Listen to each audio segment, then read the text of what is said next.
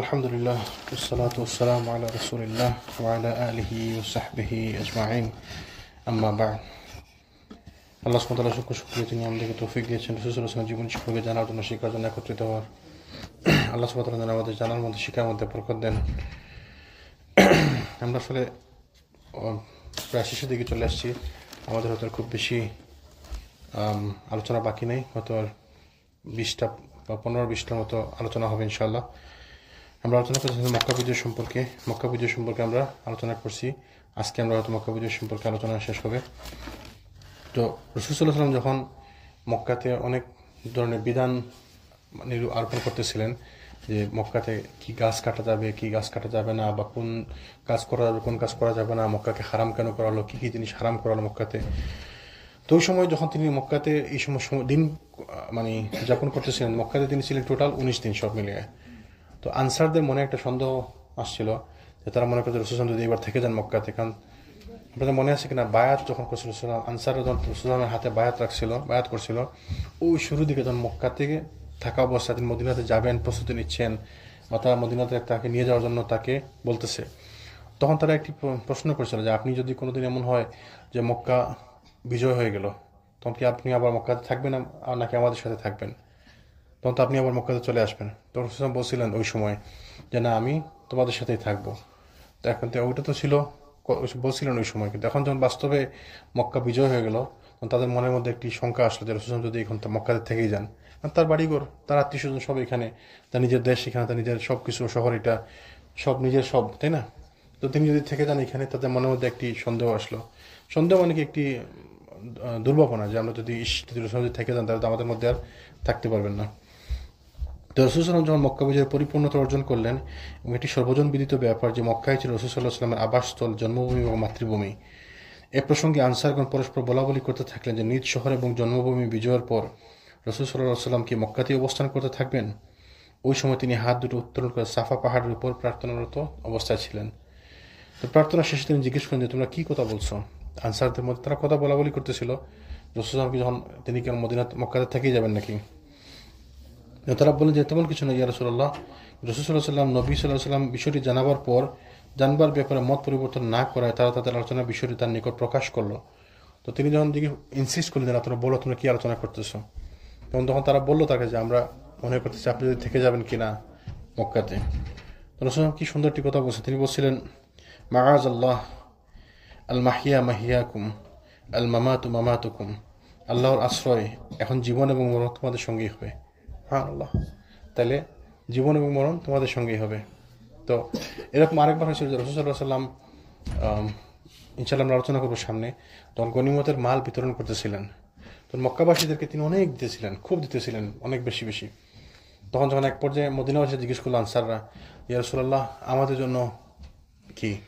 তিনি বললেন এটা কেমন হবে যে তোমাদের সঙ্গে আমি থাকি, আমি উপহার হিসেবে আমি তোমাদের সঙ্গে যাবো, এটা কেমন? তারা খুব খুশি বললেন রাসূলুল্লাহ তাহলে তো আমাদের কিছু লাগবে না। রাসূল সাল্লাল্লাহু আলাইহি ওয়াসাল্লামকে সাহাবীরা আসলে এত ভালোবাসতেন, তাদের কাছে দুনিয়াবী সব কিছু থেকে রাসূল উনি যে তাদের সাথে থাকবেন, এটাই ছিল তাদের কাছে বেশি মর্যাদার, বেশি সম্মানের এবং বেশি ভালোবাসার। তো এই আনসাররা যখন এটা শুনলো যে রাসূল বলছেন যে আল মাহিয়া মাহিয়াকুম আল মামাতু মামাতুকুম, তখন তারা একটা আশ্বস্ত হলো যে রাসূল আমাদের সঙ্গে যাবেন। আল্লাহ সুবহানাহু ওয়া তাআলা যখন রাসূল সাল্লাল্লাহু আলাইহি ওয়াসাল্লাম এবং মুসলমানদেরকে মক্কা বিজয় দান করেন, তখন মক্কাবাসীদের উপর একটি অধিকার সুস্পষ্ট হয়ে যায় এবং তাদের বিশ্বাস দৃঢ়মূল হয়ে যায় যে ইসলাম ছাড়া কৃতকার্যতার কোনো পথই নেই। এজন্য তারা ইসলামের অনুগত্য এবং আজ্ঞাবর্তী হওয়ার শপথ গ্রহণের জন্য একত্রিত হয়। সাফা পাহাড়ে উপবিষ্ট রাসূল সাল্লাল্লাহু আলাইহি ওয়াসাল্লাম মক্কাবাসীদের আজ্ঞানুবর্তিতার শপথ গ্রহণ শুরু করেন। তারা যখন বুঝতে পারলো যে ইসলাম আসলেই অনেকে সবাই মুসলমান হতে আসছে, ইসলাম গ্রহণ করতে আসছে, কেউ এই জন্য আসছে যে আসলে তো আর কোনো সুযোগই নেই, ইসলাম ছাড়া তো আর কোনো উপায় নেই আজকে। তো সবাই ইসলাম গ্রহণ করতে আসছে। আবার কেউ বুঝতে পারছে যে আসলে ইসলাম সঠিক ধর্ম, ইসলামই যে আসল ধর্ম, ইসলাম পালন করার মধ্যেই যে শান্তি, এটা আসলে অনেকে বুঝতে পারছে। আসলেই ইসলামের ব্যাপারটা আসলেই সুন্দর। আমরা যদি চিন্তা করি একটু পিছনে থাকায়, দেখবেন অনেক দেশ, অনেক গোত্র, অনেক জাতি আসছে গেছে, কিন্তু চিরস্থায়ী কেউ হতে পারে নাই।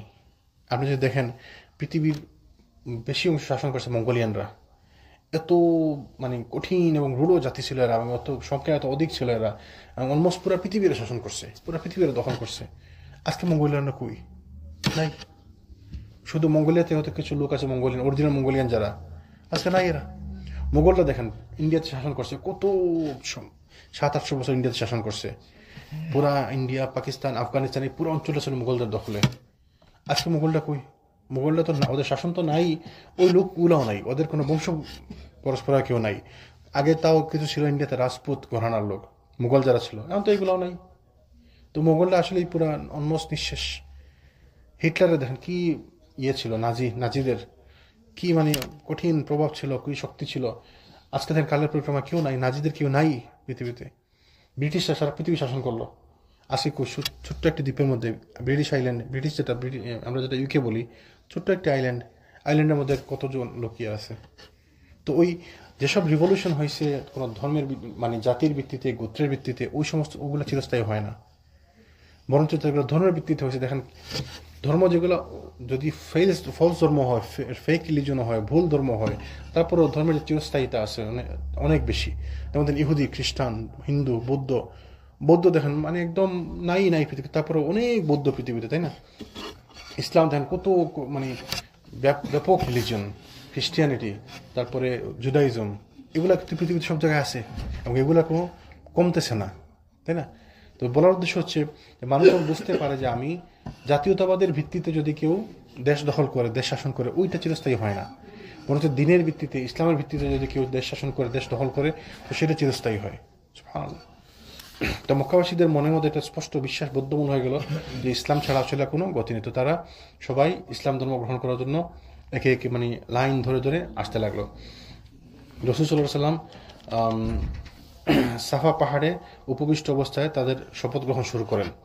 ওমর রাদিয়াল্লাহু আনহু নবী করিম সাল্লাল্লাহু আলাইহি ওয়াসাল্লামের উপবেশন স্থানের নিচে বসে জনগণের অঙ্গীকার গ্রহণ করতেছিলেন। তো লোকজন রাসূল সাল্লাল্লাহু আলাইহি ওয়াসাল্লামের নিকট এ বলে ওয়াদা করেন যে আপনার কথা আমরা শ্রবণ করব এবং সাধ্যমতো তা মান্য করে চলব। রাসূল সাল্লাল্লাহু আলাইহি ওয়াসাল্লাম নিজে তো তাদের শপথ নিচ্ছিলেন, বায়াত গ্রহণ করতেছিলেন, তার পক্ষ থেকে ওমর রাদিয়াল্লাহু আনহু তাদেরকে শপথ গ্রহণ করাচ্ছিলেন। মানে তারা রাসূলের কাছে মুসলমান হচ্ছেন, প্লাস তিনি বলে গেছেন তো ওমরের কাছে তারা মুসলমান হচ্ছেন। এভাবে তাফসীরের মধ্যে উল্লেখিত হয়েছে রাসূল সাল্লাল্লাহু আলাইহি ওয়াসাল্লাম যখন পুরুষদের বায়াত গ্রহণ সম্পন্ন করে অবকাশপ্রাপ্ত হলেন, তখন সাফা পাহাড়ের উপরে মহিলাদের বায়াত গ্রহণ আরম্ভ করলেন। তো তখনই ওমর রাদিয়াল্লাহু আনহু নবী করিম সাল্লাল্লাহু আলাইহি ওয়াসাল্লামের নিচে অবস্থান করে তার নির্দেশ মতো বায়াত গ্রহণ করতেছিলেন এবং তাদের নিকট রাসূল সাল্লাল্লাহু আলাইহি ওয়াসাল্লামের বাণী পৌঁছে দিচ্ছিলেন। তো বাণী পৌঁছে দেওয়া মানে কি? যখন কেউ মুসলমান হতো তাকে বেসিক কিছু জিনিস বলা, তাই না? যে বেসিক মেসেজ ছিল ওইটাই যে আজকে থেকে আল্লাহ ছাড়া কারো ইবাদত করা যাবে না, এবং এইটাই সবসময় কিয়ামত পর্যন্ত এইটাই থাকবে বেসিক মেসেজ। যারা নতুন করে মুসলমান হবে, মানে নতুন করে দিনের মধ্যে প্রবেশ করবে, তাদের জন্য মেসেজ হচ্ছে এইটাই যে আপনি আল্লাহ ছাড়া কারো ইবাদত করতে পারবেন না। আল্লাহ ছাড়া কারো কোনো উপাস্য নেই, সত্য কোনো উপাস্য নেই, সত্য কোনো মাবুদ নেই। ইবাদত করতে হবে আল্লাহ সুবহানাহু ওয়া তাআলাকে, রাসূল হিসেবে, নবী হিসেবে, সর্বশেষ নবী হিসেবে রাসূল সাল্লাল্লাহু আলাইহি ওয়াসাল্লামকে মান্য করতে হবে। এই যে কমন মেসেজ। তারপরে আপনাকে সালাত আদায় করতে হবে, তারপরে আপনাকে যাকাত দিতে হবে। এই যে বেসিক মেসেজগুলো দিন সম্পর্কে মানে একদম বেসিক যে জিনিসগুলো তাকে বুঝিয়ে দেওয়া, সালাত আদায় করা, যাকাত আদায় করা, রোজা রাখা, রামাদানের সিয়াম পালন করা, প্রয়োজন মানে যখন সামর্থ্য তখন হজ, আল্লাহ ঘরের হজ পালন করা, এই সমস্ত বেসিক জিনিসগুলো তাদেরকে বুঝিয়ে দিতে হবে। এবং যারাই নতুন মুসলমান তাদেরকে একটি ব্যবস্থার মধ্যে নিয়ে আসতে, প্রক্রিয়ার মধ্যে নিয়ে আসতে হবে, তারা যেন শিখতে পারে। তো আমাদের এখানে জিনিসগুলো আসলে হয় না। আমরা ইনশাআল্লাহ চেষ্টা করবো আগামীতে যদি কেউ নতুন কোনো মুসলমান হয়, এবং অনেক লোক মুসলমান হয়েছে, পরে দেখা গেলো সে আর ওই দিনের মধ্যে নাই, কারণ সে প্রপার গাইডেন্সটা পায় নাই, সে প্রপারলি শিখতে পারে নাই, তাকে কেউ শেখায় নাই, এবং তার প্রতি মানুষ তো মানে আগ্রহ করে তাকে শেখানোর জন্য কেউ চেষ্টা করে নাই। তো আমাদের এখানে অনেকে মুসলমান হয়েছে, তো কিছুদিন আসছিল কিছু লোক, আবার কিছু একদমই এখন আমরা দেখি না। তো আমাদের আসলে চেষ্টা করতে হবে আমরা যেন এদেরকে প্রপার এডুকেশনের ভিতর দিয়ে নিতে পারি, অন্তত বেসিক জিনিসগুলো। আল্লাহ যেন আমাদেরকে তৌফিক দেন, আল্লাহ যেন তাদেরকেও শেখার সহজ করে দেন। উল্লেখিত সময়ের মধ্যে আবু সুফিয়ানের স্ত্রী হিন্দ বিনতে উতবা বেশভূষা পরিবর্তন করে সহকারে আগমন করল। প্রকৃতি হামজা রাদিয়াল্লাহু আনহু লাশের সঙ্গে সে যে গর্হিত আচরণ করেছিল, সে কারণে সে ভীত সন্ত্রস্ত ছিল যে রাসূল সাল্লাল্লাহু আলাইহি ওয়াসাল্লাম যদি তাকে চিনে ফেলেন। হিন্দার কথা মনে আছেন আপনাদের? হিন্দা যে রাসূল সাল্লাল্লাহু আলাইহি ওয়াসাল্লামের চাচা হামজাকে উহুদ যুদ্ধের পরে সে তার শরীর কেটে মানে কর্তৃত করে, তার নাক কান কেটে চুলেতে মালা বানিয়েছিল, তারপরে পেট কেটে লিভার বের করে, কলিজা বের করে সে করে তাদের কামড় দিয়েছিল। মানে এরকম গর্হিত খারাপ আচরণ করছিল, নিন্দনীয় আচরণ। সে তো মক্কা বিজয়ের পরে সে তো মুসলমান হওয়ার জন্য আসছে, তার মনের মধ্যে একটি ভয়, যদি রাসূল সাল্লাল্লাহু আলাইহি ওয়াসাল্লাম আমাকে চিনে ফেলেন তাহলে তোমাকে মাফ করবেন না, কারণ এত বড় অপরাধ করছে। এদিকে রাসূল সাল্লাল্লাহু আলাইহি ওয়াসাল্লাম বায়াত গ্রহণকালে ইরশাদ করলেন, আবাঈকুন্না আলা আল্লাহ তুশরিকনা বিল্লাহি শাইআ, আমি তোমাদের নিকট এ বলে অঙ্গীকার গ্রহণ করছি যে আমরা কখনো আল্লাহর সঙ্গে কাউকে শরীক করব না। এই যে ইবাদত তাওহীদের বাণী, যে আল্লাহর সঙ্গে কাউকে শরীক করা যাবে না, আল্লাহ হচ্ছেন একমাত্র ইবাদতের যোগ্য উপাস্য। ওমর রাদিয়াল্লাহু আনহু এই কথার পুনরাবৃত্তির মাধ্যমে মহিলাদের বায়াত গ্রহণ করেন যে তারা কখনো আল্লাহর সঙ্গে কাউকে শরীক করবে না। তো মোট কথা হচ্ছে আল্লাহর সঙ্গে কাউকে শরীক করা যাবে না, এটা হচ্ছে মূল ধর্মের, এটি হচ্ছে মূল কথা। তারপরে মানুষের ছোটখাটো মানুষের গুণাগুলো থাকে, সবার মধ্যে গুণা আছে, সবার মধ্যে সবাই সিনের মধ্যে ইনভলভ থাকে, ছোটখাটো গুণা থাকে। এই যে চুরি করা, মানুষের সাথে খারাপ ব্যবহার করা, এই ধরনের গুণা কার মধ্যে নাই? সবার মধ্যে আছে। অন্যকে মনে কষ্ট দেওয়া, অন্যের সাথে খারাপ আচরণ করা, অন্যের সাথে কঠোরভাবে কথা বলা, এই সমস্ত আচরণের সাথে সবাই আমরা একমত, সবাই আমরা মানে এটার মধ্যে জড়িত। কে বলতে পারবে আমি কোনো গুণা থেকে মুক্ত, সব ধরনের গুণা থেকে মুক্ত? কে বলতে পারবে না? নিদেন পক্ষে আপনি যদি রাস্তা দিয়ে যান, দেখবেন আপনি রেড লাইট ক্রস করছেন, আপনি স্পিড লিমিট 30, আপনি 35 চালাইছেন, সেটা তো লঙ্ঘন, সেটা তো আপনার লঙ্ঘন, তাই না? সেটা তো গুনাহ, আপনি রাষ্ট্রের মানে আদেশ লঙ্ঘন করলেন। তারপরে আপনি মানে কতভাবে যে আমরা গুনার মধ্যে জড়িত। আপনি তো মনে করেন আমি তো কোনো গুনাহ করি না, কিন্তু জানায় অজানায় বোঝায় আমাদের বুঝিয়ের মধ্যে, আমাদের না বোঝার মধ্যে গুনাহ হয়েই যায়। গুনার মধ্যে সবাই লিপ্ত। এই জন্য আমাদেরকে প্রত্যেক মুহূর্তে ইস্তেগফার করতে হবে। প্রত্যেক দিনে আমাদেরকে 100 বারের উপরে ইস্তেগফার করতে হবে এবং ইস্তেগফারের মধ্যে থাকতে হবে আমাদের। আমরা যে পরিমাণ যে সমাজের মধ্যে আমরা আসি, প্রত্যেকটা স্টেপে গোনা, প্রত্যেকটা মুহূর্তে গুনার মধ্যে লিপ্ত আমরা। আপনি কীভাবে বাঁচবেন? বাঁচার কোনো উপায় নেই আমাদের। যেজন্য আমাদেরকে প্রত্যেক মুহূর্তে ইস্তেগফারের মধ্যে থাকতে হবে। আল্লাহ যেন আমাদের বোঝার তৌফিক দান করেন। অতঃপর রাসূল সাল্লাল্লাহু আলাইহি ওয়াসাল্লাম ইরশাদ করলেন যে তোমরা চুরি করবে না। এ প্রেক্ষিতে হিন্দা বলে উঠলো, ওই যখন তিনি বলছেন যে তোমরা আল্লাহর সাথে কাউকে শরীক করবে না এবং আরো কিছু উপদেশ দিচ্ছেন, বলেন তোমরা চুরি করবে না। তো হিন্দা বলে উঠলো যে ইয়া রাসূলুল্লাহ, আবু সুফিয়ান হচ্ছে কৃপণ ব্যক্তি। হিন্দা আবু সুফিয়ানকে হাসবেন, বলে আবু সুফিয়ান হচ্ছে কৃপণ ব্যক্তি, তার সম্পদ থেকে তার অজান্তে আমি যদি কিছু নেই, তাহলে সে জিজ্ঞেস আমি যদি তার সম্পদে কিছু নিয়ে নিই, মানে তার পকেট থেকে কিছু নিয়ে নিই বা তার সম্পদে কিছু নিয়ে নিই, তাহলে সে তো কৃপণ ব্যক্তি, তাহলে আমি চুরি করবো না যে আপনি বললেন, তো সে তো আমাকে পয়সা দেয় না, আমার তো দরকার আছে। তো আবু সুফিয়ান সেখানে উপস্থিত ছিলেন, বললেন যে আমার সম্পদ থেকে তুমি যা নিয়ে নেবে তা তোমার জন্য হালাল হবে। আবু সুফিয়ান সেখানে উপস্থিত ছিলেন এবং বললেন, তো হিন্দাকে চিনতে পেরে রাসূল সাল্লাল্লাহু আলাইহি ওয়াসাল্লাম হাসলেন এবং বললেন যে তুমি হিন্দা? হিন্দা বলে যে আমি রাসূল, হে আল্লাহর রাসূল, আমি হিন্দা, অতীতে যা কিছু হয়েছে আমাকে ক্ষমা করে দিন। রাসূল তাকে তার জন্য আল্লাহর কাছে দোয়া করেন যে আল্লাহ তোমাকে ক্ষমা করুন। তো এখানে একটি মাসালা আছে, এটা একটি সুন্দর একটি মাসালা আছে। তো রাসূল সাল্লাল্লাহু আলাইহি ওয়াসাল্লাম তাকে পারমিশন দিলেন। এখানে বলছে তিনি বললেন, এই আবু সুফিয়ান সেখানে উপস্থিত ছিলেন এবং বললেন আমার সম্পদ থেকে তুমি যা নিয়ে নেবে তা তোমার জন্য হালাল হবে। তাহলে আবু সুফিয়ান বলছেন এটা, যে আমার সম্পদ থেকে তুমি যা নেবে তোমার জন্য হালাল হবে। রাসূল সাল্লাল্লাহু আলাইহি ওয়াসাল্লাম তো বলেননি, তো তিনি তো নাও করেননি, তিনি তো শুনছেন এটা, তাই না? তাহলে কি বোঝা গেল? এটাও তাহলে হাদিসের অন্তর্ভুক্ত হয়ে গেল। কিরকম হাদিস এটা? সম্মতি, তিনি সম্মতি দিচ্ছেন। মানে যখন আবু সুফিয়ান রাসূল সাল্লাল্লাহু আলাইহি ওয়াসাল্লাম, আবু সুফিয়ান কিন্তু মুসলমান, তাই না? অলরেডি সে মুসলমান হয়েছে, তার স্ত্রী হিন্দা, সেও মুসলমান হয়েছে অলরেডি। তো এক মুসলমানের কাছে বলতেছে যে আমার হাজবেন্ড তো কৃপণ ব্যক্তি, তার কাছ থেকে যদি আমি কিছু গ্রহণ করি, তাকে না জানিয়ে নিয়ে নেই, তাহলে সেটা কি হবে? তো আবু সুফিয়ান বলে যে তো আমার কাছ থেকে যদি কিছু নিয়ে নাও, আমার সম্পত্তি তুমি যা কিছু নিবে তোমার জন্য সেটা হালাল হবে। রাসূল সাল্লাল্লাহু আলাইহি ওয়াসাল্লাম যখন সম্মতি দিলেন, তিনি না করলেন না। যদি মানে না নেওয়াটা হারাম হইতো তাহলে তিনি না করতেন, যে না এটা করা যাবে না। তিনি যেহেতু না করলেন না, তখন বোঝা গেল এটা নেওয়া যায়, তিনি সম্মতি দিচ্ছেন। তো সেইটার মধ্যে আবার কিছু ব্যাপার আছে। কারণ আজকে যখন আমরা শুনলাম যে যদি কোনো বোন শোনা থাকে যে আমরা হাজব্যান্ডের থেকে নেওয়া যাবে, তাহলে আপনি যা আছে সব নিয়ে গেলেন, সেটাও না। সে কি বলছে খেয়াল করতে হবে। সে বলছে আবু সুফিয়ান কৃপণ ব্যক্তি, তার সম্পদ থেকে তার অজান্তে আমি যদি কিছু নেই, তাহলে মানে আমার যে প্রয়োজন বোধে আমি যদি কিছু নেই, তো প্রয়োজন যেটা আছে, যেমন মহিলাদের অনেক সময় প্রয়োজন লাগতে পারে কিছু সম্পদের, তাই না? কিছু টাকা পয়সা প্রয়োজন লাগতেই পারে। সবসময় তো সব কথা পুরুষকে বলা যায় না, পুরুষকে বলো না, তাই না? তো এই যে প্রয়োজনীয় যে সম্পদগুলা, কারণ তার খাবার পর তার হাজব্যান্ড দিতেছে, তার যে ভরণ পোষণ তার হাজব্যান্ড দিতেছে, তার কাপড় চোপড় তার হাজব্যান্ড দিতেছে, তার যে বেসিক নিডস সেটা তার হাজব্যান্ডের উপর জরুরি, তার হাজব্যান্ড তার যেটা টেক কেয়ার করতেছে। তারপরেও তার জন্য যদি কিছু প্রয়োজন থাকে সেটা যদি তার হাজব্যান্ড না দেয়, সেটা যদি সে নিয়ে নেয় তার হাজব্যান্ডের অজান্তে, তো সেইটা নিষেধ হবে না, সেটাও কোনো খারাপ কাজ হবে, মানে খুব খারাপ কিছু হবে না। এবং খুব বেশি যদি না নেয় তো ঠিক আছে, আলহামদুলিল্লাহ, তো এই জন্য আমরা খেয়াল করবো মাঝে মধ্যে যে আপনার ওয়াইফ আপনার পকেট থেকে কিছু টাকা নিয়ে নেয়, এটা নিয়ে তো মারামারি কিছু না, ঝগড়াঝাটির কিছু নাই, নিতেই পারেনি। আসলে ওয়াইফের তোর পয়সা কি খরচ করে, তো দেখা যাবে আপনার জন্য একটা শার্ট কিনছে, ওই সে পয়সা জমাইছে জমায় আপনার জন্য একটা কিছু একটা কিনছে, পয়সা জমাইছে জমায় বাসার জন্য একটা কিছু কিনছে। ওইটি করে মহিলারা বাজারে যে শপিং করে, কি শপিং করে, ওই পাতিল কিনে, হাঁড়ি পাতিল কিনে, বাসার জন্য একটা ওই ব্ল্যাঙ্কেট কিনবো, তাহলে দেখা গেলো একটা বিছানার চাদর কিনছে, ওই এরা এগুলোই করে। তো আলটিমেটলি তো আমার জন্য খরচ করতেছে, আমার বাসার জন্য খরচ করতেছে, তাই না? তো রসুল সাল্লাম যখন হিন্দাকে দেখলেন, তিনি মৃদু হাসলেন, বলে যে তুমি হিন্দা না।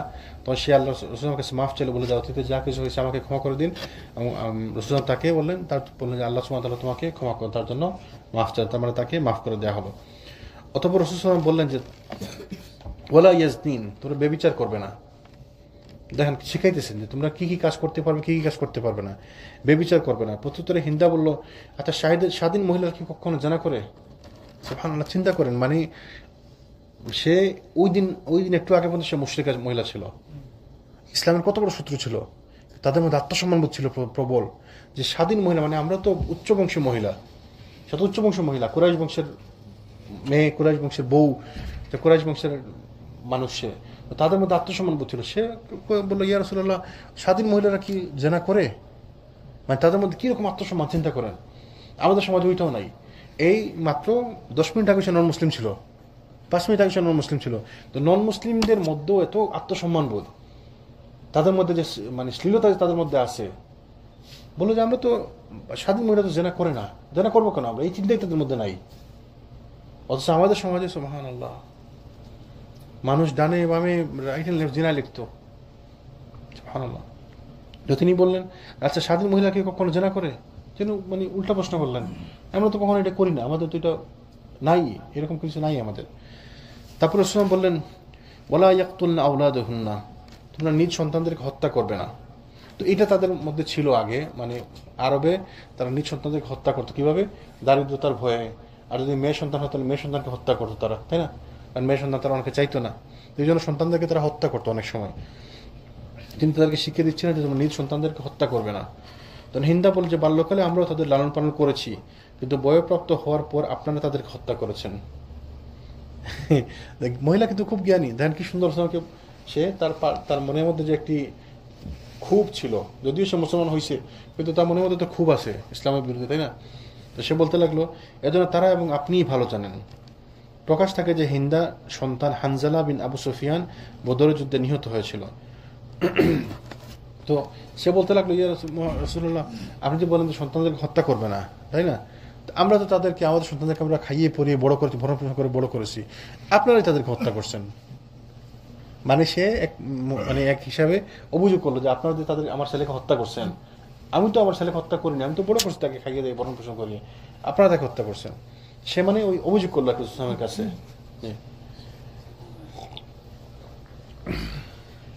অতঃপর রাসূল বললেন, ওয়ালা ইয়াতিনা বিবুহতান, তোমরা কাউকে মিথ্যা অপবাদ দেবে না। হিন্দা বলল, আল্লাহর কসম, মিথ্যা অপবাদ অত্যন্ত খারাপ কথা, আপনি বাস্তবিক কি হিদায়াত এবং উত্তম চরিত্রের নির্দেশ প্রদান করেছেন। সে বলল যে এটা অবশ্যই ভালো কথা বলছেন আপনি, অপবাদ কাউকে দেওয়া তো বড় কঠিন, মানে খারাপ কাজ, তা আপনি আসলেই ভালো ভালো কথা বলতেছেন আমাদেরকে। এই অপবাদ দেওয়া যে কঠিন একটা গুনাহ, আমরা এটা জানি না। গীবত একটি গুনাহ না? গীবত বড় গুনাহ না? গীবত থেকে আর বড় গুনাহ হচ্ছে অপবাদ দেওয়া। অপবাদ হচ্ছে বহতান মানে কি? কাউকে অপবাদ দেওয়া, যে আমি তার ব্যাপারে মিথ্যা অপবাদ দিলাম, সে এটা করে না, কিন্তু তার ব্যাপারে আমি বললাম সে এটা করছে। তো গীবত থেকে অপবাদ আরো বড় গুনাহ। এইটা আমাদের খুব সতর্ক থাকতে হবে, খুব খেয়াল রাখতে হবে। আমরা কথায় কথায় মানুষকে অপবাদ দিয়ে দিই, যে এত অমুক করছে, ওইটা করছে, এইটা করছে, কিন্তু এটা কঠিন ব্যাপার, এটা করা যাবে না। তো সে দেখেন নন মুসলিম ছিল, মুশরিকা ছিল, ইসলামের শত্রু ছিল, তার মধ্যে জিনিসগুলা সে বুঝতে পারছে জিনিসগুলো ভালো, এবং তার ম্যাক্সিমাম জিনিসগুলো তাদের মধ্যে মানে নাই, খারাপ অভ্যাসগুলো তাদের মধ্যে নাই। তো সে বলে যে আপনি বাস্তবিক হেদায়েত এবং উত্তম চরিত্রের নির্দেশ প্রদান করছেন। এরপর রাসূল সাল্লাল্লাহু আলাইহি ওয়াসাল্লাম বললেন, ওয়ালা ইয়াসিনাকা ফি মা'রুফি, কোনো সদুপদেশে রাসূল সাল্লাল্লাহু আলাইহি ওয়াসাল্লামের অবাধ্য হবে না। তখন হিন্দা বলে যে, ইয়া রাসূলুল্লাহ, আল্লাহর কসম, আমরা এমন মনোভাব নিয়ে বৈঠকে বসিনি যে আপনার অবাধ্য হব। আমরা যখন এখানে আসছি, আপনার সাথে বসছি আমরা, তার মানে আমাদের মধ্যে ওইটা নাই যে আমরা আপনার বাধ্য হব, আমরা আপনার বাধ্য হয়ে এখানে বসছি। ইসলাম গ্রহণ যখন করছে তখন তার ইমান কীরকম পরিবর্তন হয়ে গেছে মুহূর্তের মধ্যে। সুবহানাল্লাহ। এই ইসলামের শত্রু ছিল, অথচ যখনই মুসলমান হয়েছে তাদের মনের মধ্যে আল্লাহ পরিবর্তন করে দিচ্ছেন। বলছে আমরা তো এখানে আপনার বাধ্য হওয়ার জন্য আসিনি, আমরা আপনার বাধ্য হতেই আমরা আসছি। অতঃপর রাসূল সাল্লাল্লাহু আলাইহি ওয়াসাল্লামের খিদমত থেকে ফিরে এসে হিন্দা তার উপাস্য মূর্তিটি ভেঙে ফেলে। মূর্তি ভাঙার সময় সে বলছিল যে আমরা তোমার সম্পর্কে ভ্রান্তির মধ্যে নিপতিত ছিলাম, আমাদের সে ভুল এখন ভেঙে গেছে। তো সে বুঝতে পারলো যে আমরা যে মূর্তি এগুলা যে ভ্রান্তি, ভুল ভ্রান্তি, সে বুঝতে পারলো, বললো যে এই মূর্তিগুলো নিয়ে এগুলা নিয়ে আমরা ভ্রান্তির মধ্যে ছিলাম, বা মূর্তিকে বলছে তোমাকে নিয়ে আমরা ভুলের মধ্যে ছিলাম, এখন আমাদের ভুল ভেঙে গেছে। বুখারীতে বর্ণিত আছে যে হিন্দা বিনতে উকবা রাসূল সাল্লাল্লাহু আলাইহি ওয়াসাল্লামের নিকটে এসে আরজ করল, ইয়া রাসূলুল্লাহ, জমিনের বুকে তার চেয়ে বেশি প্রিয় আমার নিকটে আর কেউ ছিল না যে আপনাকে অপমান করতে পারে। মানে আজকের আগে যে আপনাকে অপমান করতে পারে, যে অপমান করবে তার থেকে বেশি প্রিয় আমার কাছে কেউ ছিল না জমিনের উপরে আজকের আগে। যেমন বলছিল আপনার মনে আছে সুমামা বলছিল, আজকের আগে আমার কাছে সব থেকে ঘৃণিত ব্যক্তি ছিলেন আপনি, সব থেকে ঘৃণিত দেশ ছিল আপনার দেশ আমার কাছে, সব থেকে ঘৃণিত ধর্ম ছিল আমার কাছে আপনার ধর্ম। তো হিন্দা ওই কথা বললো, বুখারীর বর্ণনা সেটা। তো বললো, ইয়া রাসূলুল্লাহ, জমিনের বুকে তার চেয়ে প্রিয় বেশি কেউ আমার নিকটে ছিল না যে আপনাকে অপমান করতে পারে। অতঃপর আজকের দিনে জমিনের বুকে আমার নিকট সেই অধিক প্রিয় যে আপনাকে যে অপমান করে তার বিরুদ্ধে যুদ্ধ করে। অথচ আজকে কি হলো, আজকে আমার কাছে সেই সব থেকে বেশি প্রিয় যে আপনার বিরুদ্ধে কথা বলবে এবং তার সঙ্গে যুদ্ধ করবে যে লোক। বুঝছেন কিরকম চেঞ্জ? সুবহানাল্লাহ। ইমানের কারণে পরিবর্তন।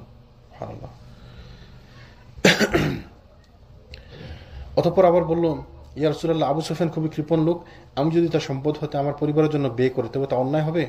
রাসূল তখন বললেন যে না, তা অন্যায় হবে না, তবে তা নিতে হবে ইনসাফের সাথে। এই যে সমাধান পাওয়া গেল। কিরকম নিতে হবে? যে আমার জামাইয়ের পকেটে আছে 5,000 টাকা, 5,000 টাকা নিয়ে গেলাম না, ইনসাফের সাথে যতটুকু প্রয়োজন হয়। এবং কি জন্য প্রয়োজন সে দেখেন, সে বলছে আমি যদি তার সম্পদ হতে আমার পরিবারের জন্য ব্যয় করি তবে কি তা অন্যায় হবে? তো পরিবার মানে কি, যে আমারই হাজব্যান্ড, বউ, বাচ্চা, মানে বাচ্চা, মেয়ে, ছেলে, এদের জন্য ব্যয় করি, বা একটু টুকটাক একটু হালকা বিলাসিতা যদি করতে চাই, এইটাই তো মানে সে তারা কিছু খরচ করবে। এই মহিলা তো ব্যভিচারও করে না, এই মহিলা তো খারাপ কাজেও যায় না, এই মহিলা কোন সম্ভ্রান্ত মহিলা, সে তো খারাপ কোনো কাজ করবে না। সে হয়তো টুকটাক আমাদের সমাজে কি এরকম করে, সে হয়তো টুকটাক মেকআপ কিনবে, একটা ভালো কাপড় কিনবে, একটা ভালো বোরকা কিনবে, তো এইগুলোই তো এইগুলো নিতে পারে। এগুলোর জন্য কোনো অসুবিধা নেই, ইনসাফের সাথে ইনসাফ হতে হবে। অথবা রাসূল সাল্লাল্লাহু আলাইহি ওয়াসাল্লাম এইভাবে তাদেরকে মহিলাদের কাছ থেকে বায়াত নিলেন, তাদেরকে শিখালেন, পুরুষদের কাছ থেকে বায়াত নিলেন, তাদেরকে শিখালেন। এভাবে তিনি মক্কায় 19 দিন অবস্থান করেন। উল্লেখিত সময়ের মধ্যে তিনি ইসলামের পুনরুজ্জীবনের প্রক্রিয়া তৎপর থাকেন এবং মানুষকে হেদায়েত এবং তাকওয়ার আদেশ দিতে থাকেন। উল্লেখিত সময়ের মধ্যে রাসূল সাল্লাল্লাহু আলাইহি ওয়াসাল্লামের নির্দেশক্রমে আবু সাঈদ খুজামি নতুনভাবে হারামের সীমানার স্তম্ভ খাড়া করেন এবং ইসলামের দাওয়াত প্রদান এবং মক্কার পার্শ্ববর্তী স্থানসমূহ মূর্তিগুলো ভেঙে ফেলা, টুকটাক যে কাজগুলো ছিল, বিভিন্ন জায়গায় যে মূর্তিগুলো ছিল মূর্তিগুলো ভাঙা শুরু করেন এবং বিভিন্ন জায়গায় সাহাবীদেরকে পাঠিয়ে যে মূর্তিগুলো ছিল বিভিন্ন বিভিন্ন জায়গায় ওইগুলোর ভাঙার ব্যবস্থা করেন। হারামের যে সীমানা ছিল সীমানাকে, ওই পিলারগুলোকে আবার মানে সীমানাগুলো বাউন্ডারিকে আবার ঠিকঠাক করে দেন। অধিকন্তু রাসূল সাল্লাল্লাহু আলাইহি ওয়াসাল্লামের পক্ষ থেকে ঘোষণাকারী মক্কায় ঘোষণা করতে থাকেন, যে ব্যক্তি আল্লাহ সুবহানাহু ওয়া তাআলা এবং কিয়ামত দিবসের প্রতি বিশ্বাস থাকে সেজন্য নিজ গৃহে কোনো মূর্তি না রাখে। যদি ঘরে মূর্তি থাকে তবে অবশ্যই তাকে তা ভেঙে ফেলতে হবে। তো এখন এটার সাথে যে আমরা বাংলাদেশের সিচুয়েশন মিলাই দিলে হবে? এখন যদি বাংলাদেশে আমি যে বলি যে এই 5 আগস্টের পরে আমাদের এখন দেশ স্বাধীন হয়ে গেছে, এখন থেকে আর ঘরে কোনো মূর্তি রাখা যাবে না, সব ভেঙে ফেলতে হবে, হবে? এটার সাথে এটা যায় না। এটা হচ্ছে ইসলামী শাসন ব্যবস্থা, শরিয়া ভিত্তিক শাসন ব্যবস্থা, তাই না? তো আমাদের দেশে যদি শরিয়া ভিত্তিক শাসন ব্যবস্থা হয় তাহলে সেইটা করা যাবে। কিন্তু যেহেতু অন্য ধর্মের লোক আছে, এরা মুসলমান হয়েছে কিন্তু অলরেডি, এই যে মুশরিকরা কিন্তু মুসলমান হয়েছে, এই জন্য তিনি বলছেন তাদের ঘরে কোনো মূর্তি আর রাখা যাবে না, কারণ মুসলমানদের সাথে মূর্তি রাখা যায় না, এটা বিরোধপূর্ণ। মুসলমান ইসলামের সাথে সাংঘর্ষিক, আল্লাহ সুবহানাহু ওয়া তাআলার ইবাদতের সাথে সাংঘর্ষিক। তো মুসলমান যদিও তাহলে তার ঘরে মূর্তি রাখতে পারেন। ধরেন এক্সাম্পল, আজকে আমাদের এখানে সবাই মুসলমান হয়ে গেল, এক্সাম্পল নতুন কিছু লোক আসে মুসলমান হলো, তাহলে তাদেরকে বলতে পারবো যে তোমরা আজকে থেকে তোমাদের ঘরে মূর্তি রাখতে পারবে না, এই কাজ করতে পারবে না, ওই কাজ করতে পারবে না। কিন্তু আমাদের সমাজে যদি নন মুসলিম থাকে, তাকে তো আপনি তাকে বুঝাইতে হবে যে এটা ঠিক না, আপনি এটা করবেন না, আপনি শুধুমাত্র আল্লাহর ইবাদত করেন, আপনি একাধিক উপাস্য ইবাদত করা যাবে না। তাকে তো আপনি বলতে পারেন যে তোমার মূর্তি এখনই ভেঙে ফেলো, বলা যাবে না। তো এই সমস্ত কিছু ভুল আমাদের হয়ে থাকে বিভিন্ন দেশে, বিভিন্ন জায়গায়। মুসলমান যেখানে বিজয় লাভ করছে, ওরা গিয়ে মানুষের মূর্তি টুর্তি ভেঙে ফেলছে, অন্যান্য ধর্মের মূর্তি, অন্যান্য ধর্মের। যেমন আমাদের দেশে যেটা হয়েছে, শেখ মুজিবের মূর্তি ভাঙছে, সেটা অসুবিধা নাই। কিন্তু আপনি যে মন্দিরে ঢুকে মূর্তি ভাঙা শুরু করেন, তো সেটা নিষেধ, সেটা আল্লাহ রাসূল করেননি, করতে বলেননি, আর আল্লাহ সুবহানাহু ওয়া তাআলা এটা পছন্দ করবেন না। আপনি তাদেরকে দাওয়াত দিবেন ইসলামের, তাই না? তো এরপরে বিভিন্ন অভিযানে রাসূল সাহাবীদেরকে পাঠান। এইগুলা ইন্টারেস্টিং ব্যাপার। মক্কা বিজয়ের সঙ্গে সংশ্লিষ্ট যাবতীয় কাজকর্ম সুসম্পন্ন করার পর যখন কিছুটা অবকাশ লাভ করেন, 8ম হিজরির 25শে রমাদান উজ্জা নামক দেব মূর্তি নষ্ট করার উদ্দেশ্যে খালিদ বিন ওয়ালিদের নেতৃত্বে একটি ছোট্ট সৈন্যদল প্রেরণ করেন।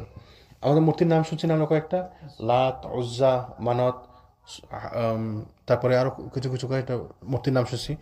তো এগুলো হুবল, এগুলো হচ্ছে বড় বড় মূর্তি। লাত, উজ্জা, মানত, হুবল, এগুলো হচ্ছে বড় বড় মূর্তি। এগুলা মানে বিভিন্ন জায়গায় বড় বড় করে মন্দিরের মতো ছিল এদের, মানে মূর্তি, বড় মূর্তি বানিয়ে এদেরকে মানুষ পূজা করতো। প্লাস ছোট ছোট অনেক মূর্তি ছিল যার বাসায় বাসায় ঘুরে ঘুরে। রাসূল সাল্লাল্লাহু আলাইহি ওয়াসাল্লাম খালিদ বিন ওয়ালিদকে পাঠান উজ্জার মূর্তি ভেঙে দেওয়ার জন্য। ওইটা ছিল নাখলা নামক স্থানে। নাখলা এটি ভেঙে ফেলে খালিদ প্রত্যাবর্তন করেছেন। তাকে জিজ্ঞেস করেন, হাল রাআইতা শাইআন, তুমি কি কিছু দেখেছিলে? যে তুমি যখন মূর্তিটা ভেঙে আসছো, তুমি কি কিছু দেখছো, মানে আলাদা ডিফারেন্ট কিছু দেখছো? তখন সে বলল, না রাসূলুল্লাহ, কিছু দেখিনি এরকম কিছু। তো তুমি আবার যাও, তাহলে তুমি মূর্তিটা ভাঙনি। আসলে মূর্তিটা ভাঙলে তুমি কিছু একটা দেখতা, তাহলে বুঝতে পারতা। তুমি আবার যাও। তো রাসূলুল্লাহ তাকে আবার বলেন, ফাইন্নাকা লাম তাহদিমহা ফারজি ইলাইহি, তারা তুমি প্রকৃতপক্ষে তুমি তা ভাঙবনি, পুনরায় যাও এবং তা ভেঙে দাও। তো উত্তেজিত অবস্থায় খালিদ কুশমুক্ত তরবারি হস্তে পুনরায় সেখানে গমন করলেন, ওই নাখলাতে গেলেন আবার। এবারে বিক্ষিপ্ত এবং এবার যখন গমন করেন তিনি আবার ভালোভাবে ওটা ভেঙে দিলেন, মূর্তিটাকে ভাঙলেন। ভাঙার কারণে বিক্ষিপ্ত এবং বিস্ত্রস্ত চুল বিশিষ্ট এক মহিলা তাদের দিকে বের হয়ে এলো। মূর্তির দিক থেকে তাদের দিকে এক মহিলা বের হয়ে এলো, চুলমুল উস্কো খুস্কো, মানে পাগলের মতো এক মহিলা বের হয়ে এলো। তো মন্দির প্রহরী তাকে চিৎকার করে ডাকতে লাগলো। কিন্তু এমন সময় খালিদ রাদিয়াল্লাহু আনহু তরবারি দ্বারা তাকে এত জোরে আঘাত করলেন তার দেহ দ্বিখণ্ডিত হয়ে গেল। ওই মহিলাকে, যে ওই পাগলের বেশে চুলমুল উস্কো খুস্কো মহিলাকে তিনি হত্যা করলেন, মানে তার দেহ দ্বিখণ্ডিত হয়ে গেল। এরপর রাসূল সাল্লাল্লাহু আলাইহি ওয়াসাল্লামকে তিনি এই সংবাদ অবগত করে তিনি বললেন, নাম তিলকাল উজ্জা ওয়াকাদ আইশাত আন তা'বুদা ফি বিলাদিকুম আবাদা। হ্যাঁ, সেটাই ছিল উজ্জা। ওই যে মহিলা যেটাকে তুমি হত্যা করছো, ওই ছিল উজ্জা। তো মানুষজন ওই শয়তান আর কি, শয়তান। তো ও উজ্জা বেশে, উজ্জার রূপ নিয়ে সে ওই মূর্তির ভিতরে ছিল এবং মানুষকে সে আকৃষ্ট করত। তখন যখন প্রথমবার যখন মূর্তি ভাঙলেন তখন তো সে বের হয়ে আসলো, সেজন্য তো জানতেন এটা, আল্লাহ সুবহানাহু ওয়া তাআলা জানিয়ে দিয়েছেন। এই জন্য তিনি তাকে আবার পাঠালেন। যখন আবার পাঠানোর পরে যখন মূর্তি ভেঙে ফেলা হলো, তখন সে ওই মূর্তির ভিতর থেকে বের হয়ে আসলো। খালিদ রাদিয়াল্লাহু আনহু তাকে হত্যা করলেন, ওই শয়তানটাকে মেরে ফেললেন। এবং তখন কি বলেন যে সেই ছিল উজ্জা, তিলকাল উজ্জা, এবং তাকে মেরে ফেলা হলো। এবং সে এখন তোমাদের দেশে তার পূজা অর্চনার ব্যাপারে সে নিরাশ হয়ে পড়েছে, অর্থাৎ কোনোদিন আর তার পূজা অর্চনা হবে না দেখে সেখান থেকে বের হয়ে যেতে লাগলো। তুমি তো তাকে হত্যা করছো। এরপর রাসূল সাল্লাল্লাহু আলাইহি ওয়াসাল্লাম ওই সে মাসেই আমর ইবনে আস রাদিয়াল্লাহু আনহুকে সুয়া নামক দেব মূর্তি ভাঙার জন্য প্রেরণ করেন। সুয়া মনে আছে কারো? সুয়া ওই যে ওই নূহ আলাইহিস সালামের সময় পাঁচজন ভালো লোক ছিল, তাদেরকে কবরস্থ, তাদের মধ্যে একজন ছিল সুয়া, আদ, তারপরে আর কি কি নাম ছিল? হ্যাঁ, এরকম 5টা কোরআনের মধ্যে আছে নামগুলা। কোরআনের মধ্যে 5টা নাম আছে,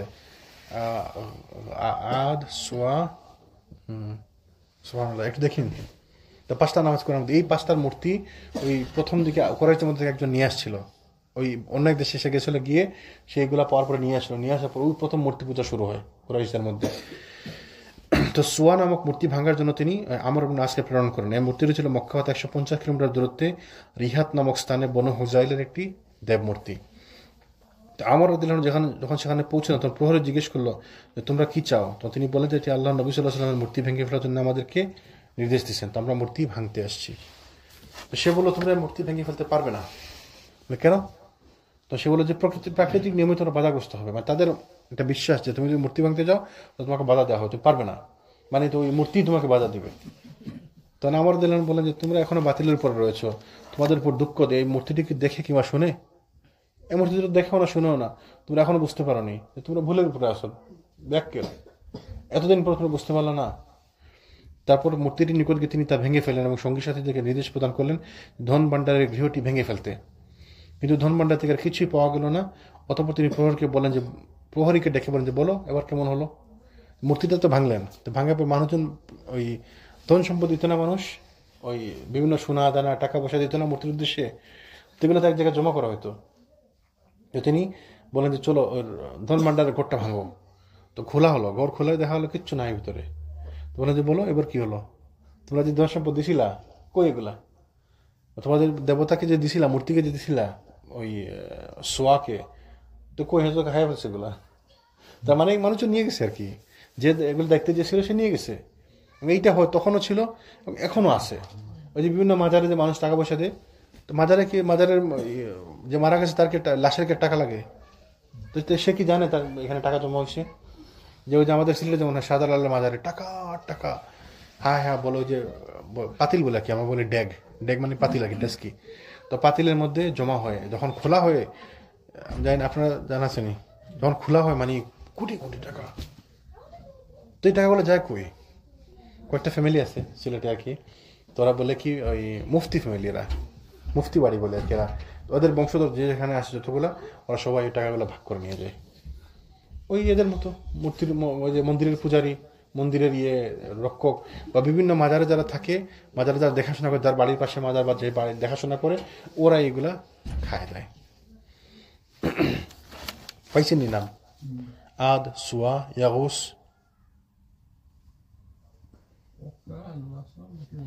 নাসর ছিলাম একটা।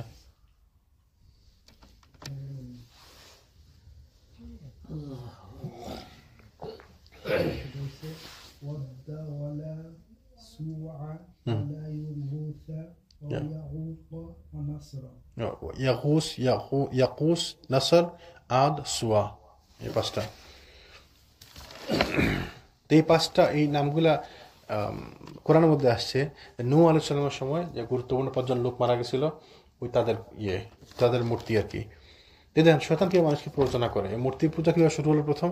নূহ আলাইহিস সালামের আগে এরা মারা গেছিল। মানে আমাদের সমাজে যেমন গণ্যমান্য মানুষ আছে না, তো মারা গেছে, তো শয়তান এসে তাদের কাছে বলছে, তার পরবর্তী প্রজন্মের কাছে, তোমরা এদের মূর্তি বানাও না কেন? তারা কিন্তু তাওহীদপন্থী ছিল, ভালো লোক ছিল। তো তারা বলে মূর্তি বানাবো কেন? তোমরা জানো না মূর্তি বানানো, মূর্তি তোমাদের ওদেরকে সম্মান করার জন্য মূর্তি বানাইতে হবে? বলে না আমরা এটা বানাবো না, এটা শিরিক। বলে আরে না না, ওদের কাছে কি তোমরা চাইবা নাকি? মূর্তি বানায় রাখো, আমরা সম্মান, যেমন সম্মান করে শেখ মুজিবের মূর্তি বানানো হয়েছে, সেসব জায়গায় মূর্তি বানানো রাখা হয়েছে সম্মান করে, সম্মানার্থে। কয়েকশো বছর পরে বা অনেক বছর পরে শয়তান এসে তার পরবর্তী প্রজন্মের কাছে জিজ্ঞেস করলো, তোমরা এই সমস্যা আছে, এদের কাছে চাও না কেন? এদের কাছে চাই লাভ কি, ওরা কি দিবে নাকি? তোমরা জানো না তোমাদের পূর্বপুরুষ কেন বানাইছে এদেরকে? এত বানাইছে এদেরকে চাওয়ার জন্য, এত তোমাদের আল্লাহর কাছে পৌঁছে দেবে এরা। কনফিউজ করে ফেললো। তখন মনে মধ্যে চিন্তা আসছে যে ঠিক তো, তাহলে আমাদের পূর্বপুরুষ এদেরকে বানাইছে কি জন্য? তাইলে নিশ্চয় কোনো একটা পারপাস আছে। তখন শয়তানদেরকে বুদ্ধি তোমরা এদের কাছে চাও। ওই যে শুরু হলো মূর্তি পূজা, এইভাবে মূর্তি পূজার প্রচলন হলো। তো এই আরবেও মূর্তি পূজার প্রচলনটা এদের মাধ্যমেই হয়েছে। এক লোক গেছে, ওই সিরিয়াতে গেছে, স্বামী গেছে, গিয়ে দেখছে ওদের পূজা করা হয়, তো সে মানে মূর্তির পূজা করা হয়। মূর্তি পূজা করার পর তো তার ভালো লাগছে, সুন্দর লাগছে জিনিসটা, তো সে ওইটাকে নিয়ে আসছে দেশে, আনার পরে সে মূর্তি বানাইছে এবং মূর্তি বানাইয়া ওইটাকে পূজা করা শুরু করছে। ওই লোককেই শয়তান স্বপ্ন দেখাইছে যে অমুক জায়গায়, জেদ্দাতে এক জায়গায়, অমুক জায়গায় মাটি খুঁড়লে ওই যে 5টা মূর্তি পাওয়া যাবে, এদের মূর্তি পাওয়া যাবে। এই মূর্তিগুলা খুব মানে মাটির মধ্যে ছিল। তো সে ওই স্বপ্ন অনুযায়ী গেছে, গিয়ে খুঁড়ছে, খোঁড়ার পর মূর্তি পাওয়া গেছে এই 5টা মূর্তি, এবং এগুলা কাবা করে সে রাখছিল না। এইভাবে মূর্তি পূজা শুরু হয়েছে কুরাইশদের মধ্যে, মানে মক্কাবাসীদের মধ্যে। আমাদের মধ্যে এগুলো হবে এক সময়। তো আমরা যদি এই মূর্তিগুলো যেগুলো ভেঙে ফেলা হয়েছে, যদি ভেঙে ফেলা না হইতো, তাহলে কয়েক প্রজন্ম পরে, 100 বছর 200 বছর পরে হয়তো বলা হইতো তোমরা জানো না মূর্তি কেন বানানো হয়েছে? পূজা করার জন্য। নাহলে কেন বানাই গেছে বড় বড় করে মূর্তি? এই জন্য এই মূর্তি মানেই খারাপ, এইগুলো ধারে কাছে যাওয়া যাবে না। এই জন্য রসুল বলছে কি ছবিও রাখা যাবে না প্রয়োজনের বাইরে। প্রয়োজন কি? শুধুমাত্র পাসপোর্টের ছবি, বা যদি কোনো বিশেষ কোনো প্রয়োজন তার ছবি রাখতে পারে। সরাসরি কেউ আনুকূল মনে হয় সরাসরি হারাম বলে না, কিন্তু এগুলো অ্যাভয়েড করা ভালো, উত্তম। এক্সট্রা কোনো ছবি তোলারই দরকার নেই। তো আমরা কি জন্য ছবি ওঠাই? স্মৃতি, তাই না? স্মৃতির জন্য ছবি ওঠাই, একটা ছোটার স্মৃতি থাকলো। আজকে এটা স্মৃতি, 100 বছর পরে 200 বছর পরে যখন দেখবে অন্যকে, তখন এটা স্মৃতি থাকবে না, তখন মানুষ এটাকে আস্তে আস্তে আস্তে আস্তে পূজা করা শুরু করবে। এই জন্য যে সমস্ত কাজে ওই শিরিক বেদাতের দিকে নিয়ে যায়, ওই সমস্ত কাজের কাছাকাছি যাওয়া যাবে না। ছবি তোলা দরকারই নেই আমার, আমার ছবি রাখার দরকারই নেই। আল্লাহ যেন আমাদেরকে সঠিক বুঝ দান করেন। অতঃপর ওই প্রহরীকে ডেকে বলেন যে বলো এবার কেমন হলো, তো ধর্মান্ত তো নাই। তখন ওই প্রহরীগুলো যখন দেখলো, সে বুঝতে পারলো, তখন সে বললো যে আমি আল্লাহর দিন ইসলাম আমি গ্রহণ করলাম। বুঝতে পারলো যেগুলো তো অতদিন আমরা ভুলের মধ্যে ছিলাম, টাকা পয়সা দিলাম, টাকা পয়সা কই গেল, নাই, কিচ্ছু নাই। এই মাসে রাসূলুল্লাহ সাদ বিন জায়েদ আশআরীর নেতৃত্বে রাদিয়াল্লাহু আনহু 20 জন ঘুরসওয়ার সৈন্য প্রেরণ করেন মানাত দেব মূর্তি ধ্বংসের উদ্দেশ্যে। কুদাইদের নিকট মুসাল্লাল নামক স্থানে আউস, খাজরাজ এবং গাসসান এবং অন্যান্য গোত্রের পার্শ্ব ছিল এই মানাত মূর্তি। মানাত ছিল অনেক বড় মূর্তি, অনেক মানে ওদের নাম করা মূর্তি। তো সাদ রাদিয়াল্লাহু আনহুর বাহিনী যখন সেখানে পৌঁছেন, তখন মন্দিরের প্রহরী বলল, তোমরা কি চাও? তো তারা বলেন যে আমরা মানাতের দেব মূর্তি ভেঙে ফেলার উদ্দেশ্যে আমরা এখানে এসেছি। তো সে বললো, তোমরা জানো এবং তোমাদের কৃতকর্ম জানে, তোমাদের কাজ জানে, আমি এগুলো জানি না। তখন সাদ যখন মানাত মূর্তির দিকে অগ্রসর হতে গিয়ে একজন উলঙ্গ, কালো এবং বিক্ষিপ্ত চুল বিশিষ্ট মহিলাকে বেরিয়ে আসতে দেখতে পেলেন। তো সে আপন বক্ষদেশ চাপড়াতে চাপড়াতে হায় রব উচ্চারণ করতেছিল। ওই আগের মতো একজন মহিলা বের হয়ে আসলো মূর্তির ওই দিক থেকে। তো তারা বুঝতে পারেন যে আসলে এইটাই হচ্ছে ওই শয়তান, যে মানাতের রূপ ধরে যে আসছিল আর কি। প্রহরী তাকে লক্ষ্য করে বলে যে মানাত, তুমি এই অবাধ্যদের ধ্বংস করো। প্রহরী তাকে বলে যে মানাত, তুমি এদেরকে ধ্বংস করে দাও। তো এই সময় সাদ রাদিয়াল্লাহু আনহু তরবারির আঘাতে তাকে হত্যা করলেন এবং অতঃপর মূর্তিটি ভেঙে টুকরো টুকরো করে ফেলে দিলেন এবং ধন ভাণ্ডারের ধন দৌলত কিছুই পাওয়া গেল না। সেম একই অবস্থা, ধন ভাণ্ডারের রুম খোলা হলো, ঘর খোলা হলো, কিছু পাওয়া গেল না, এখানে কিচ্ছু নাই। তো উজ্জা না মূর্তিটি ভেঙে ফেলার পর খালিদ রাদিয়াল্লাহু আনহু যখন প্রত্যাবর্তন করলেন, রাসূল সাল্লাল্লাহু আলাইহি ওয়াসাল্লাম 8ম হিজরি শাওয়াল মাসে বনু জাজিমা গোত্রের নিকট তাকে প্রেরণ করলেন। উদ্দেশ্য ছিল যে আক্রমণ না করে ইসলাম প্রচার করা, যে এক গোত্রের কাছে তাকে পাঠালেন খালিদ রাদিয়াল্লাহু আনহুকে। তো খালিদ রাদিয়াল্লাহু আনহু মুহাজির, আনসার এবং বনু সুলাইম গোত্রের 350 লোক সহ বনু জাজিমা নিকট ইসলামের দাওয়াত পেশ করলেন। তখন তারা ইসলাম গ্রহণ করেছি বলার পরিবর্তে তারা বলল যে আমরা সধর্ম ত্যাগ করেছি, আমরা সধর্ম ত্যাগ করেছি, এভাবে বলতে লাগলো। তাদেরকে ইসলামের দাওয়াত দিলেন। তারা আসলে ইসলাম গ্রহণ করছে এটা তারা বললো না, তারা বললো কি আমরা নিজেদের ধর্ম ত্যাগ করলাম। মানে এখনো তো নতুন মানুষ, তো এখন ইসলামকে যে মানে ভালোবেসে গ্রহণ করে এরকম সবাই এরকম না, এখন জোর করে আমাদের উপর চাপানো দেওয়া একটা জিনিস। তো তারা অনেকে ওই চাপের কারণে ওই বিভিন্ন অবস্থার কারণে তারা ইসলাম গ্রহণ করছে, কিন্তু তারা এটাকে পুরোপুরি মন থেকে এখনো মেনে নিতে পারেন, এরকম কিছু লোক আছে। তো তারা বললো যে আমরা ওই ইসলাম ধর্ম গ্রহণ করি, এটা বলে না, তারা বললো কি আমরা আমাদের ধর্ম ত্যাগ করলাম, মানে আমরা যে ধর্মে ছিলাম ওইটা ত্যাগ করলাম। যদিও তারা মুসলমান হয়েছে, কিন্তু তারা এটা বলতে চাচ্ছে না যে আমরা মুসলমান হয়েছি, তারা বললো যে আমরা আমাদের ধর্ম ত্যাগ করলাম। তো এটা শোনার পরে খালিদ রাদিয়াল্লাহু আনহু তার পছন্দ হলো না, তিনি বললেন যে সবাইকে হত্যা নির্দেশ দিলেন, সবাইকে হত্যা করতে হবে। এবং সব তার সাথে যত লোক ছিল সবাইকে একজন একজন করে দিলেন, বলে তোমরা আমি যখন বলবো তোমরা একজন একজন করে তাদের সবাইকে হত্যা করবা।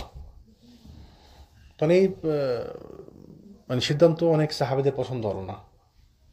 তো তিনি যখন বললেন তোমরা তাদের হত্যা করো, তখন আমাদের তাদের মধ্যে আনসার ও মুহাজির যারা ছিলেন তারা বললেন যে না, আমরা এই নির্দেশ মানতে পারবো না, আমরা তাদেরকে কেন হত্যা করবো, তারা মুসলমান হয়েছে। তারা এখন বলতেছে মুখে যে আমরা আমাদের ধর্ম ত্যাগ করলাম, সেটা তো ইসলাম বিরোধী কথা না।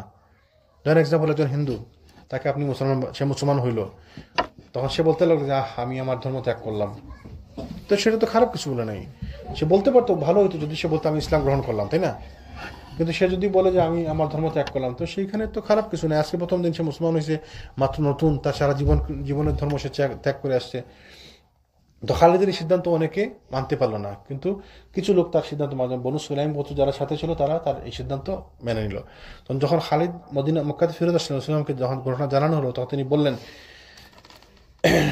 আল্লাহুম্মা ইন্নী আবরা ইলাইকা মিম্মা সানাআ খালিদ, হে আল্লাহ, খালিদ যা করেছে আমি তা হতে তোমার নিকটে নিজেকে পবিত্র বলে ঘোষণা করছি। তার মানে রাসূলুল্লাহ এটা অ্যাপ্রুভ করলেন না, মানে তিনি এটাকে মানে সমর্থন করলেন যে খালিদের এই কাজ। তো বোঝা গেল এই কাজটি ঠিক হয় নাই। তখন মুহাজির এবং আনসাররা যারা ছিল তারা কিন্তু কাউকে হত্যা করেনি। কেন করলো না? তা খালিদের বলার পরে কেন হত্যা করলো না? কারণ তারা দিন বুঝছে, তারা দিন শিখছে কই থেকে? রাসূল সাল্লাল্লাহু আলাইহি ওয়াসাল্লামের কাছ থেকে। তো এই জন্য নেতার আনুগত্য করতে হবে, ঠিক না? আবার নেতার ভুল সিদ্ধান্ত আনুগত্য করতে হবে ভুল সিদ্ধান্তে না। নেতা যদি কোনো ভুল করে তাকে স্মরণ করে দিতে হবে যে এটা ভুল, এটা করা যাবে না। তো আমরা ইসলামে যেমন নেতাকে আনুগত্য করতে হয়, এবং নেতা যদি কোনো ভালো সিদ্ধান্ত দেয় সেটা আমার মনোপুত নাও হইতে পারে, সেটাকে মেনে নিতে হবে। এজ লং এজ সিদ্ধান্ত যদি হালাল হয়, সিদ্ধান্ত যদি ইসলামের উপর হয়, সিদ্ধান্ত যদি হারাম না হয়, গুনার কোনো কাজ না হয়, আল্লাহর বদ্ধতা কোনো কাজ না হয়, সেটাকে মেনে নিতে হবে আমাকে। আমার পছন্দ নাও হইতে পারে, ঠিক না? তো পছন্দ হলো না দেখে মেনে নিলাম এরকম না। আমি তার সিদ্ধান্ত কখন মানবো না? যখন আমি দেখবো যে সে আল্লাহর বদ্ধতা করতেছে, আল্লাহ রাসূলের বদ্ধতা করতেছে, তখন তো সিদ্ধান্ত মানবো না। ধরেন এক্সাম্পল, আপনি আমাদের নেতা, আপনি বললেন যে আজকে থেকে নামাজ পড়া যাবে না মসজিদে, তো সেটা আমরা মানতে পারবো না, সেটা মানবো না আমরা। আর যদি আপনি বলেন যে আচ্ছা আজকে থেকে আমরা এই বিভিন্ন দিন চিন্তা করে আপনি বলেন আজকে থেকে আমরা প্রত্যেক সালাত 2 মিনিট করে পিছিয়ে দেবো, প্রত্যেক সালাতের ওয়াক্ত মানে আজানের পরে আমরা নামাজ 15 মিনিট করে পড়ি না, আজকে থেকে আমরা 17 মিনিট করে পরে পড়বো, সেইটা আমার পছন্দ, আমি এটা আমার এটা পছন্দ হচ্ছে না, কিন্তু আমি মেনে নিব, কারণ নেতা বলছে। আর যেহেতু কাজটা হারাম কোনো কাজ না, আমার পছন্দ হয় না, কিন্তু আমি মেনে নিলাম। ব্যাপারটা বুঝতে পারছেন? যে আমি এখন যদি বলে যে না 17 মিনিট কেন, 15 মিনিট কেন না, 13 মিনিট কেন না, এটা নিয়ে আমি ঝগড়া করে ফেতনা সৃষ্টি করা, এই ফেতনা আমি সৃষ্টি করবো না। কিন্তু আপনি যদি বলেন যে না আজকে থেকে আমরা ওই মাগরিবের সালাত পড়বো রাত্রে 12টার সময় আর এশা সালাত রাত্রে 2টার সময়, সেটা আমরা মানবো না, কারণ সেটা আল্লাহ বিরোধী কাজ, ইসলাম বিরোধী কাজ, আল্লাহ রসুল বিরোধী কাজ। বুঝা গেছে? তো নেতা নির্বাচন আমরা করবো, নেতার কথা আমরা মানবো, কিন্তু নেতার অন্যায় কোনো আবদার আমরা মেনে নিব না। তো সেম জিনিস এইখানে হয়েছে, এটা আমার জন্য শিক্ষা। সুবহানাল্লাহ। অতঃপর রাসূল সাল্লাল্লাহু আলাইহি ওয়াসাল্লাম বনু সুলাইম তিনি এই আলী রাদিয়াল্লাহু আনহুকে প্রেরণ করলেন, ওইখানে প্রেরণ করে নিহত ব্যক্তিদেরকে রক্তপাতের জন্য পয়সা দিলেন, মানে ব্লাড মানি দিলেন এবং ক্ষতিপূরণ তাদেরকে প্রদান করলেন, কারণ এটি ইসলামের সাথে সাংঘর্ষিক এই যুদ্ধ, এই ইয়েগুলা, এই হত্যাগুলা। তো দেখেন যুদ্ধকালীন অবস্থা, যুদ্ধ চলতেছে তাই না, যুদ্ধকালীন অবস্থা তিনি খেয়াল করতেছেন যে কোন হত্যাটা ইসলামের জন্য হয়নি, কোন হত্যাটা অন্যায় হয়েছে। আর আমরা আমরা যাকে তাকে মেরে ফেলে কোনো বিচার নাই, কিচ্ছু নাই। আর স্পেশালি যদি আন্দোলনরত অবস্থায় হয়, যেমন দেশে হয়েছে আমাদের, কত মানুষ মারা গেছে, 2000-এর উপর মানুষ মারা গেছে, কোনো বিচার নাই। কি এর বিচার? টুকটাক জেনারেল একটা রুলিংস আসছে, কিন্তু ওই যে ওদেরকে যে বিচার করা হবে, ওদেরকে যে রক্তপাত দেওয়া হবে, রক্তপণ দেওয়া হবে, ব্লাড মানি দেওয়া হবে, নাই, হু কেয়ার্স? আমরা এগুলো জানি না, মানিও না, আমরা এগুলো পাত্তাও দিই না। এই জন্য আমাদের নেতাগিরও টিকে না বেশি দিন।